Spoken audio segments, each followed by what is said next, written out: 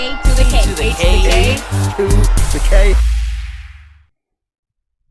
Hello, one and all. Welcome to the A2theK Wrestling Show, and welcome to our latest edition of 10. This time we are talking fun one. 10 theme songs that slap harder than the wrestler. So, Carl, I think it's fair to say, over the years, there have been some fantastic wrestling theme music, Yes, right? I think we can both agree that some people have just fucking brilliant theme music that suit them perfectly. Mm-hmm. Edge, Yes. prime example. Even Shinsuke Nakamura's theme hits perfect. But there are some people whose themes hit a little harder than they do. Yeah, a little bit. And this is what we want to talk about today, Carl. It is. You know, It is. And obviously, you know, let's talk about it. what we like to do with these segments is obviously we've got a list. So you'll I'm checking understand. it twice. You'll understand how the format works when we kick off with number 10. We're talking Luther Reigns. Luther Reigns. And for those of you who don't remember his theme, it sounded a little something like this.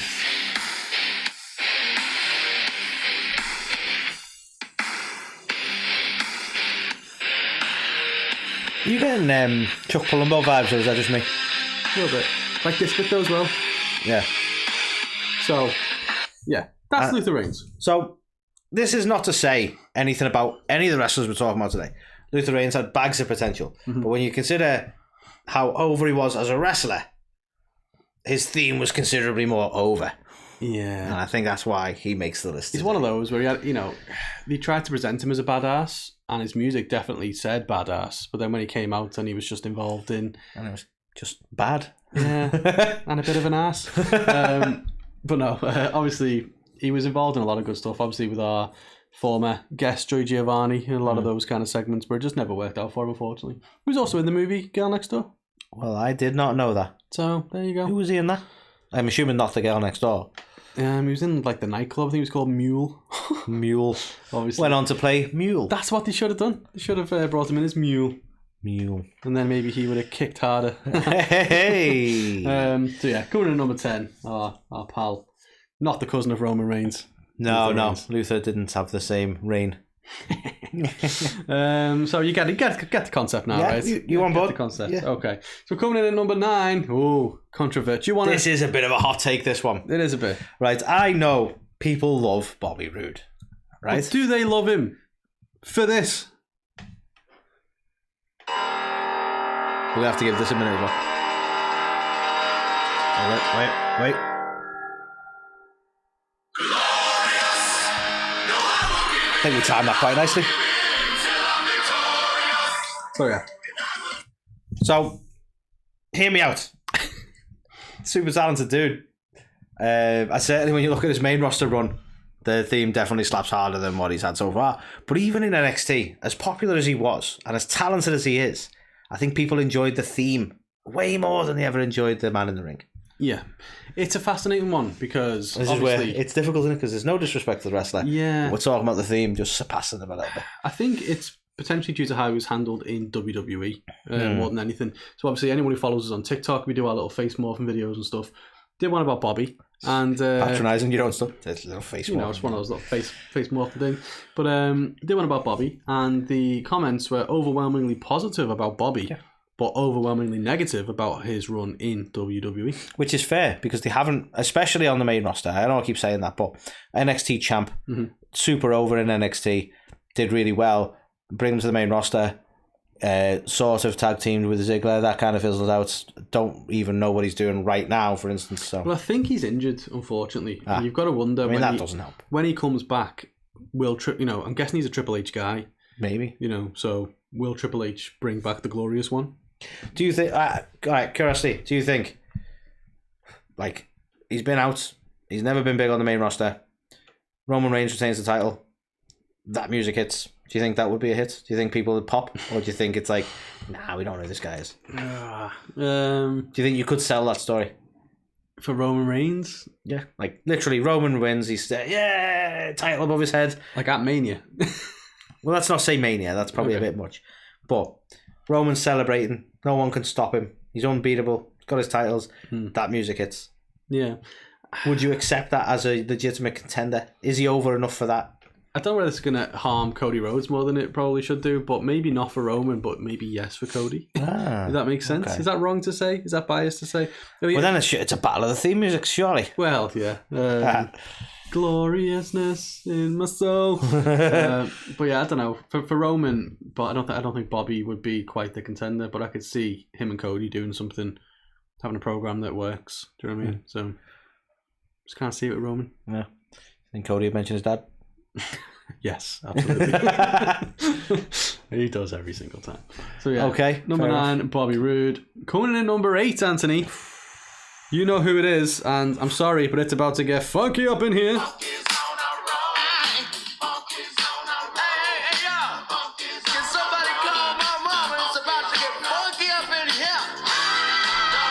It did, in fact, get funky. See, I can just leave this on the whole show, to be honest. I won't. I'm going to have to for this bit. Right, I fucking love that theme. Okay, this is the very definition of a theme song having way more personality than the guy ever did. And it's like, I mean, this is the NWA World Champion you're talking about right now, Anthony. I'm not being funny. There's one thing he's never been known for, and it's personality. Yeah. Like, don't be wrong, I'm sure he's done some other stuff outside of wrestling. I know he's, like, I'm not dissing him in that sense. But as far as being over as a wrestler, he's never really been one for. No one's ever gone, oh, do you remember that really good promo? Yeah. Just doesn't happen.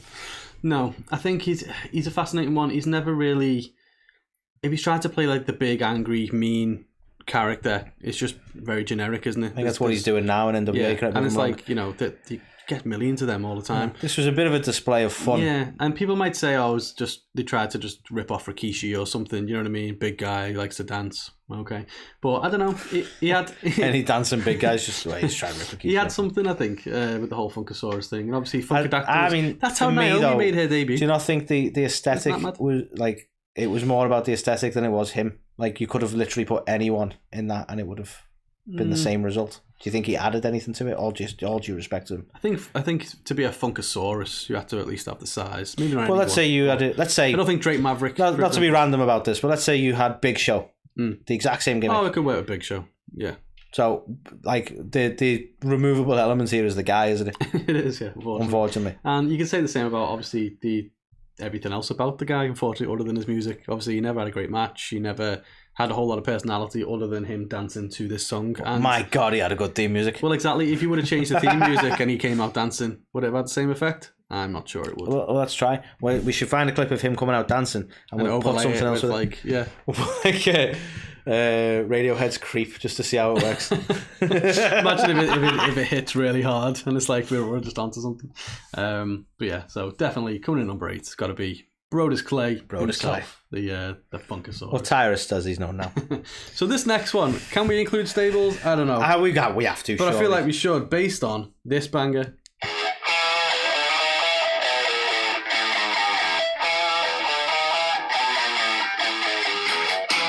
Okay, controversial take here.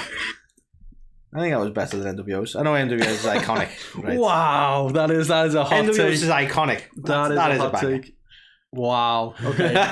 let us know, is the BWO song better than the NWO song? I'm fascinated to hear what people think. NWO's is more notorious, so that hits people know exactly what it is. I can't deny that one. This is true. That's a better tune though. Yeah. It's fucking so good, isn't it? You hear it and you literally you just have to rock out. The head starts rocking, and it's like, no offense to the guys, but it's like, you know what I mean? I'll be honest, the only one I know is the Blue Meanie. That's how. Oh wow. Based on that picture, maybe people are knowing I don't recognise Stevie Richards in the middle. Okay, so I didn't even recognise him. Nova on the right, or Simon Dean, as he once was. Remember Simon Dean? You didn't even give me names, that didn't help. Jesus. Remember Simon Dean? He sold he had Gemini with him. He was like a yoga fitness instructor guy. He was like, hi, I'm Simon Dean. Do I look like I remember Simon Dean? No, maybe not. But yeah, Supernova, whatever he was known as. So yeah, the Blue World Order, if you will. That was a fun. Fantastic in ECW, but yeah, my God, no disrespect to him, but previously they were in the Job Squad. Certainly Blue Meanie was, so should tell you everything you need to know. And indeed, the business needs jobbers, don't get me wrong, but yeah, this theme slapped harder. Certainly did. So short and sweet that one, but fucking great theme. Absolutely love that theme. Okay, coming in at number 8, and we might have to play this one for a little bit till it gets dead good. Don't you look at me like that. This is a banger. Aim for it. I'm going to skip it.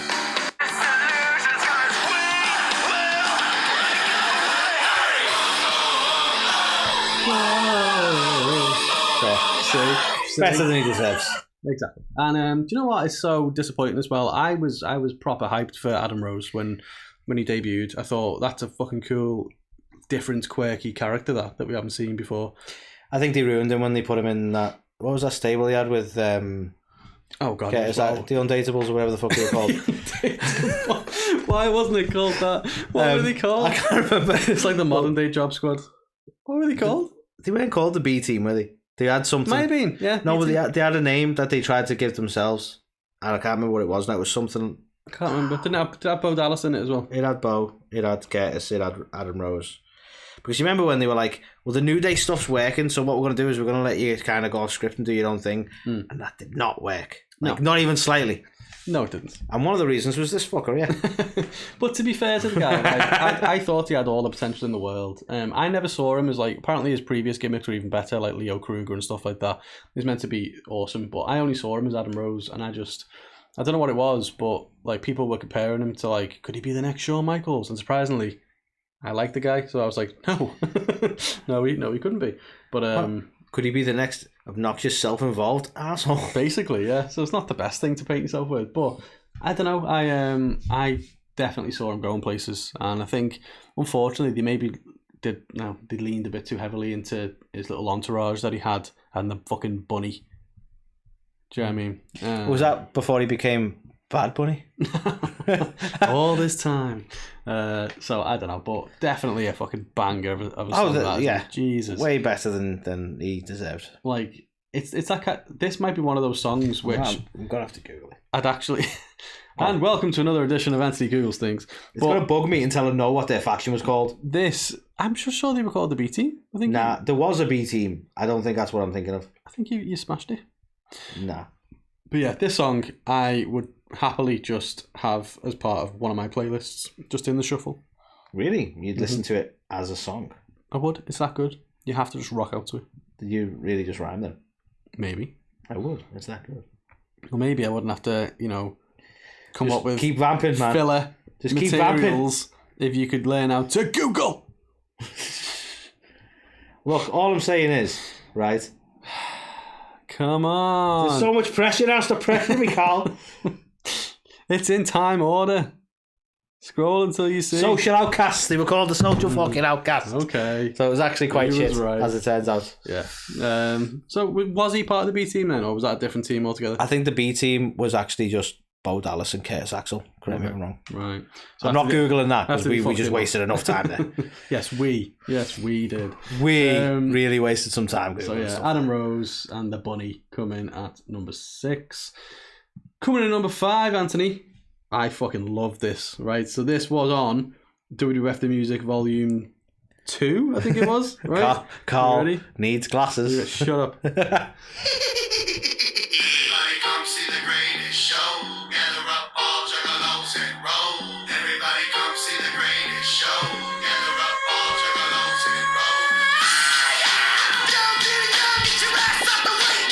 Come on. I was just picturing teenage Carl listening to this. Dressed as a juggalo as well. Come on. I'll give you that. Come on. Right? No, I'll give you that. Insane Clown Posse. Yeah. Again, way better than they deserved. Yes. And it's like, no offense to the Oddities. Like, Kurgan, obviously, 7 foot, God knows whatever he was. He looked like a mean motherfucker. Unfortunately, he just couldn't wrestle very well. A really tall guy who can't wrestle. Yeah. It's good you don't get that in modern day wrestling. Much like the other dude who I can't even remember the name of because he was even greener than Kurgan was. So, not ideal. But we did have the former Earthquake who played Golga in this. And Luna, obviously. Obviously, shame about Luna. But for a team that was basically seen as a joke, I don't know. There was just something, I was just always so enamored with them. And I think the song helped. When that song would come on, you'd just be like, okay, these are awesome. The theme can massively help, to be fair. So, to come out as like no offense, but that's the point of them. They were a bunch of freaks that would come out and you meant to look at them and be like, but you'd just be like, everybody come see the greatest. I know I was. So. No, that's fair. It's amazing what a theme can do. Like, I think we need to probably discuss that in a different segment at some point about, like, well, look at, like, Triple H, for instance. Like, early years Triple H, when he was establishing himself, My Time was a fucking banger of tune. Yeah, it did make him that, because it was a hell of a transition to go from Hunter Hearst Helmsley, the Blue Blood, into, like, fucking, you know, My Time now. I'm like, oh, okay, mate. I guess it's his time now. And, like, the theme is a massive impact on that. So. Yeah. I think, it's fascinating. But this is one, like you say, the theme probably helped get them over, like as over as they were. Exactly. Some people don't like them oddities. Some people would love to take a shot at these. You know, that's what it says in the song. That's why it's so good. So yeah, oddities come in at number 5. Thanks for sticking with us for this segment. We're having fun. I don't care. Coming in at number 4. Oh no.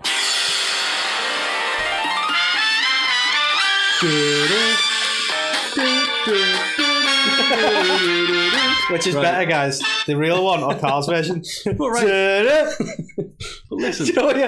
Oh, my head's going to The Simpsons. I can't keep referencing The Simpsons. I'm not alone in this, right? It got on the UK charts. Literally, Fandango got invited to Everton Football Club because the fans would sing his song during games. Is that why you know it so well? Maybe. But that's amazing. Like, how fucking cool. Like, you know, this guy comes in as a ballroom dancer. Terrible gimmick. To be fair, though, credit I got to give him. He managed to get that as over as you could, that gimmick, really. Yeah. I mean... He started off as someone who just would come in and just dance with people to this whole kind of I'm Fandango and do the whole, and it was just, yeah, he definitely, we talk a lot on the show about, you know, making chicken salad out of chicken shit and all that good stuff, but he did it, and then so I was saying with Oddities the other day, and he made that exact same reference. I was like, that's a Carl reference. I'm sure he didn't think it was a Carl reference, but I knew it was a Carl reference. Just clearly watches the show. That's how you know. Taker watches, which basically means I've somehow stolen it from Taker and not realised. It's probably the way that went. Yeah. But to be fair to Dirty Dango, as he's now known, he even reinvented himself a little bit as part of the FBI. What would they call him? Him and Tyler Breeze in NXT.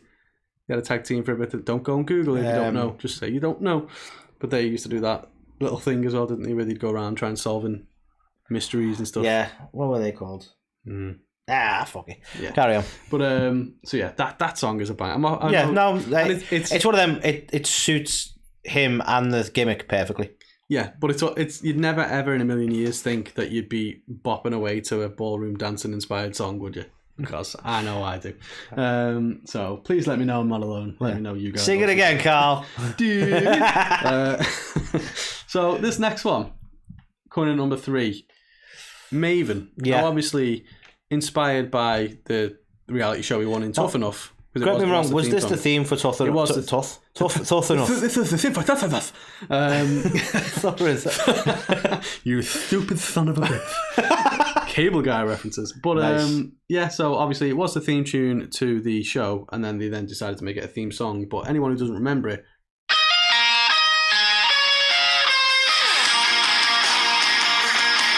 get your lights out.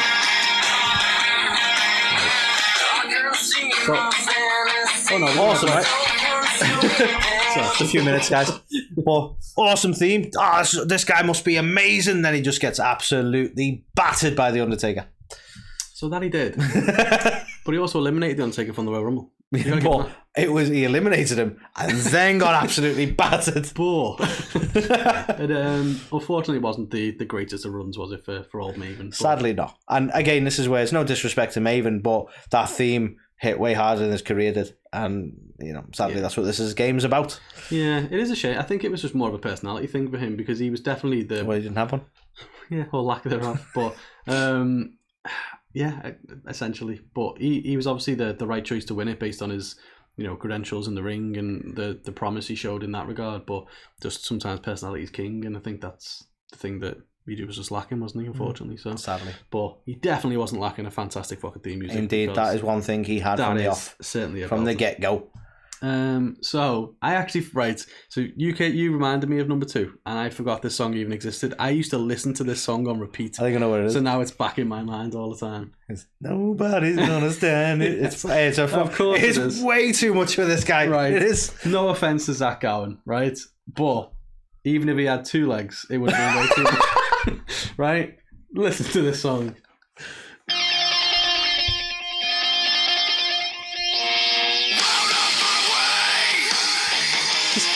didn't suit him even one little bit. Like, this is a heavy song, isn't it? So,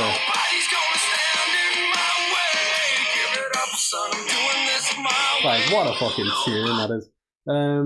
Yeah, I don't really know how he ended up with that song. I think they thought it suits because he was in what put him over was the feud he had with Vince McMahon, and he's got to be a wrestler despite the odds. Essentially, wasn't it? So I think they were like, yeah, nobody's going to stand in my way. But it's like that hit way too hard. Like you don't expect like all due respect to him, like a skinny, half the size of most wrestlers kind of dude coming out to that song. Yeah. It just didn't it didn't help.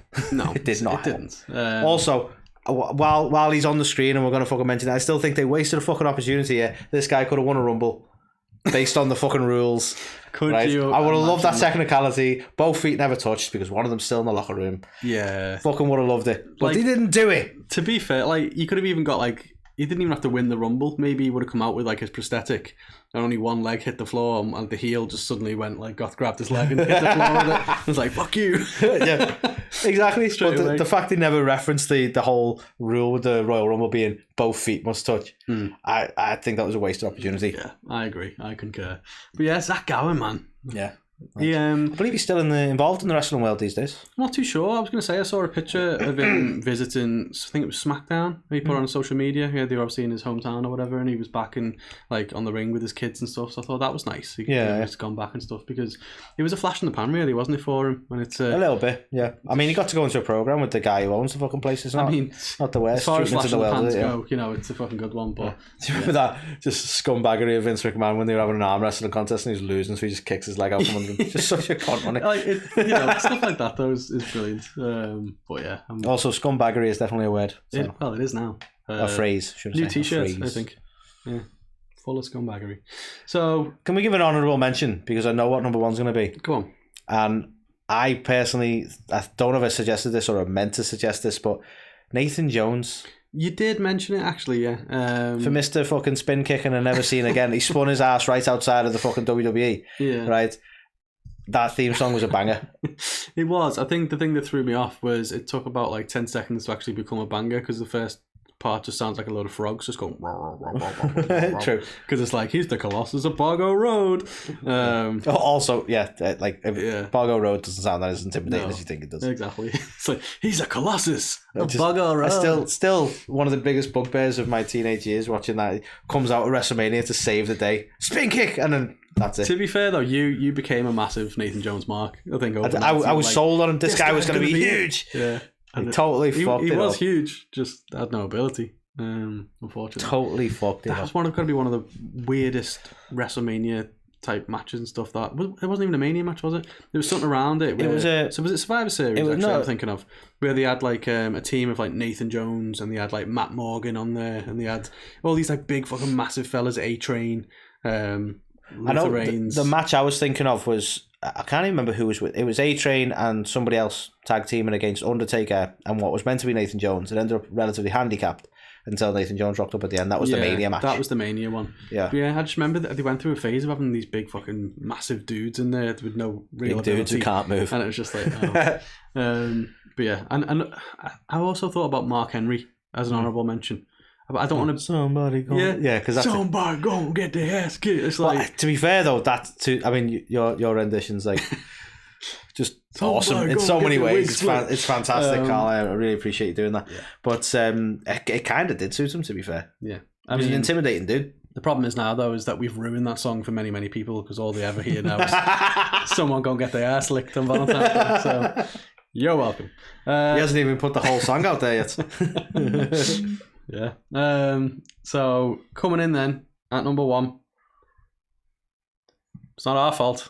No, it wasn't. It's not his either. It's obviously fault. Mr. Snitsky. It wasn't my fault. Wait for it. Beautiful.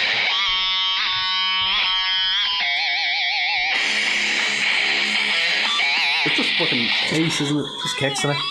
Like, what a banger of a song. Like, proper metal, riffs in there. And it's a weird situation, this one, because it's not like it didn't suit him. He was a big, intimidating guy. But it just, like, for what they did with him, it just didn't work. No. Like, it was a banger of a song. And I'm probably just gutted that we didn't get to hear it for all that long because he didn't have that long a career in WWE. Maybe that's what upsets me. I don't know. Maybe. But I've mentioned this song a few times. I've mentioned how much I think this is an awesome fucking track. I can't remember. Did he have this song and then they added the "It Wasn't My Fault" to it? I think so. Did he? Yeah. Because I think it was that kind of stuff that ruined him when he punted the baby. And then it was like, okay. Is that like jumping the shark? Yeah. It should be. I really punted the baby on that one. It will be from this point forward. But yeah, that's got to be our new term for when people have gone too far with a storyline. Yeah, like after a segment like that, you can't really imagine him on the Hall of Fame stand going, "And here's my finest moments." Whee! It's kind of, it was only downhill from there, unfortunately. But my God, what a fucking theme song! Indeed, I'd like it. It's just the best, man. It was just the best. Like, nobody of his kind of mid-card status should be having riffs that slap that good, man. No chance. No, that's not a mid-card theme. God, no. Yeah, that's a main event. Yeah, it's a shame, obviously, that he didn't go any further with it, but my God, what a song. Yeah. And then, like, not quite in the realms of it, but obviously, that is number one. As far as I'm concerned, that is the best theme that, like, should not have belonged to that person.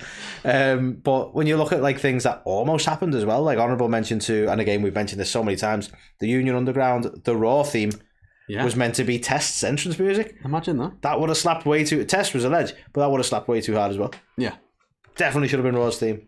They should bring that back. It's fucking awesome. I still think it's mad how that was going to ever be his theme, other than the fact it goes Test. Surely though, like the rest of the song wasn't going to be, and it was just that bit. That would have been shit though. Test. But then you read that, and it would have done the music again. But like all that move to my music chorus bit wouldn't have been part of it. I don't think. Yeah, it would have been weird. But no, that was the best Raw intro we ever had. Agreed. It's never been topped, really, has it? And while we're on it, SmackDown's beautiful Madeline Manson, beautiful people. Yeah, they had a couple of good ones. They had bodies and everything. They had a couple of drowning pool ones, didn't they? SmackDown. Yeah, they did. Yeah. So to be fair, but yeah, it's a shame. I don't really like either of the current ones. No, because they've gone shit now. Yeah. I don't even know what they are anymore. Actually. Well, exactly. Not good. Memorable. Not good. But yeah, that was our latest episode of 10. So the 10 theme songs that slap harder than the wrestler. Do you agree? Do you disagree? Have we missed one out? Is there a theme that themes slaps do you think even harder? Then do let us know. But bear in mind, they have to slap harder than the wrestler, so I'm not gonna wear any of this like, Undertaker's like, no, Undertaker's a ledge. To be fair, I was contemplating almost putting Adam Cole in there, but I didn't want to be lynched, right? Because his new one, Mickey Ruckus one now, or his Undisputed Era? Oh no, the Mickey Ruckus one. Yeah, it's all about the boom. That one. Let's let him have a bit of a run in AEW before we make that call. Exactly. I'm with you on it. Exactly. But... So, as it stands in AEW, maybe, but I believe he'll go somewhere. So, but yeah, let us know. Have we missed any? What songs do you think slap harder than the actual wrestler? And you may have seen us sampling some of Top Rope Brewing's finest brews. This one, the beer of Lager Than Life, it's called. Yeah, Lager Than Life. Beer of the week. Top Rope Tuesdays, as we do on our social media. This is the Top Rope Tuesday beer of the week. Is Lager Than Life, Carl. Yes, it is. And as I've mentioned on our previous segments, this is a nice, in a fantastic way, straightforward lager. So most of the offering we have from Top Rope, if you are into your beers and you like to try different flavors and different notes, you'll get things like your Papa Mango, it's called something else now. You get your mango flavored ones, you get your ice cream flavored ones, you get I think they've had cherry ice cream and stuff like that, all sorts of different flavors, and you get flavor notes throughout the beer. This one is a straightforward, in a fantastic way, lager. So there's no fruity notes if that's not what you're into. This is just a delicious lager. And I can't say more than that. It's definitely worth a try. Indeed. If you're not into the sampling of fruity notes somewhere like that. Exactly. But you can sample that and all the fruity notes with 10% off if you use our code A2theK10 at topropebrewing.com. You can also get some of our latest merch, inclling, look at this classic.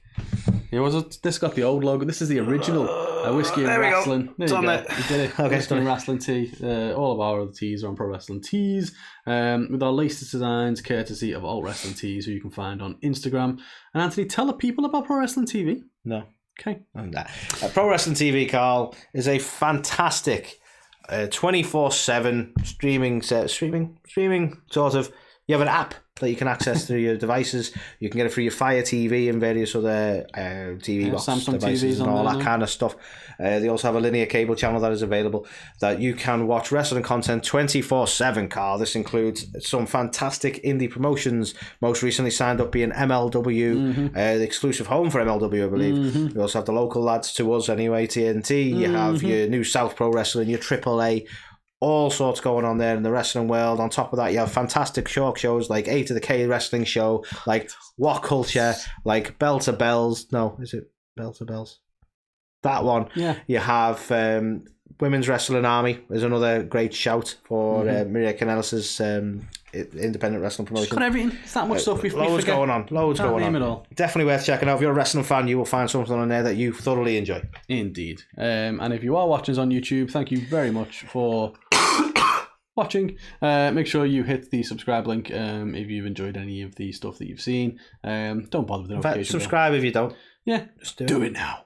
And yeah, I think that's everything for this segment. I think so, Carl. Let us know again if you've got any other themes that slap harder than the wrestler, and we will see you on the next one.